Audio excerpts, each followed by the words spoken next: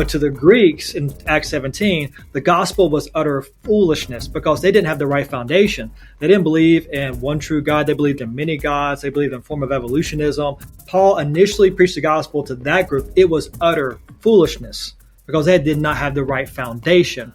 And the comparison is in America, in the Billy Graham generation decades ago, there was much more of a biblical knowledge foundation in our culture. There was still sin, no doubt, but there was more biblical literacy in our culture. So you could use Christian language. You could talk about God. Most people would say back in the 30s, 40s, and 50s, they know the God of the Bible. That's who you're referring to. You could talk about sin. They would know what sin is biblically defined. They may reject it, but they would know what it is. Today, people don't even know those terms biblically. God, which God? There are a bunch of gods. I can be my own God. Sin, there's nothing really right or wrong. It's all up to you. Really what's right or wrong is determined by your feelings. You determine your truth. That whole Disney philosophy, just follow your heart, which is so appalling when you truly understand it. And so that is dominant in our culture, and it's literally everywhere.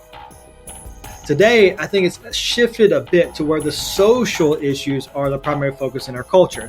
Issues of sexuality, gender identity, marriage, abortion, sanctity of life, all those things. Those become the primary hot button issues.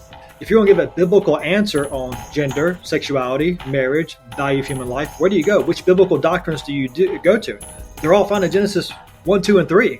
Where God defines marriage, God defines gender, He defines sexuality. We're made in His image, thus the inherent sanctity of every human life. All that goes back to Genesis 1, 2, and 3. But if that's not real history, how can that be a foundation for biblical doctrines to refute the secular ideas of our age?